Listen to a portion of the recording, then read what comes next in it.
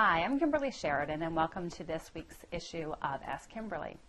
Today's letter is from a person who is having trouble trying to expand her financial mindset while living with a partner who has what she perceives to be a limited mindset regarding money.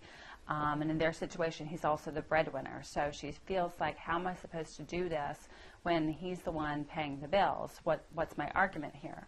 And I can't tell you how many people I've talked to that have the same or a similar issue, and it creates quite a power dynamic and potentially, resentment in the relationship.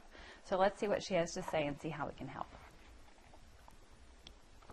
Dear Kimberly, I've been reading your blog for a while and have listened to some of the free calls you've done, and I feel like my mindset's expanding regarding money. But my husband's mindset is still so limited, I'm afraid I won't be able to make the financial breakthroughs I want in my business with his influence around me. Can you help?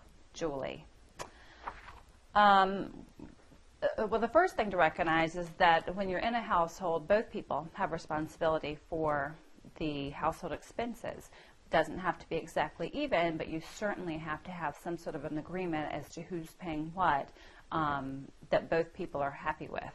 Otherwise, you're going to have resentment come in, and typically from the breadwinner who's paying the majority of the bills. But if you have an agreement, you have something to go back to say, hey, we agreed to this, and I'm holding up my end of the agreement. So do we need to have another conversation? Do we need to negotiate a time period at which I can have, a startup period to get my business going?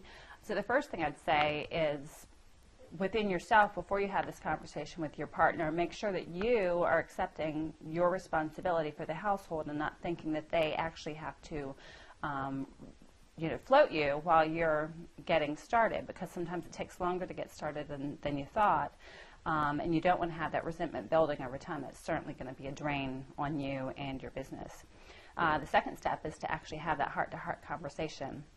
Sit down and really get to know your numbers of what the household requires, and then agree with your partner as to what they're paying and what you're paying. And if it requires you have a startup period where you're not paying any of it, see if they'll agree to that too. Maybe you need to get a part-time income to pay certain expenses. At the end of the day, you need to have an agreement with your partner that's not going to make them feel resentful. And then if it's required, if it works for your relationship, set up separate bank accounts so that you can have your money coming into your own account and transferring over the amount of money for the bills. That way you have the opportunity to use your income for business expenses as you go along if you need to in order to grow the business without having to have those expenses justified to your partner. Again, as long as you have an agreement, you can have something to go back to with your partner when they start having issues with the way that you're doing things.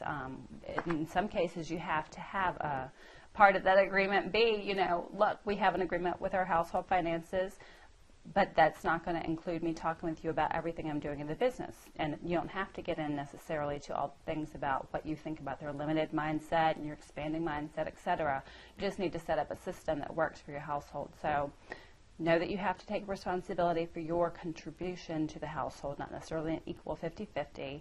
Have a heart-to-heart conversation, set up an agreement as to who pays what and in what time frame you might be given the liberty to grow your business at the beginning.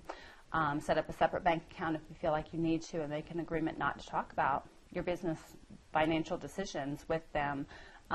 If you think that they have a limited mindset, you don't have to, again, go into why you think they have a limited mindset and you're expanding and they're holding you back, whatever. That's just going to put negative energy into it. So I hope that helped. I hope that helps you, Julie, and I hope that helps other people listening today. This is another issue of Ask Kimberly. I hope to see you next time.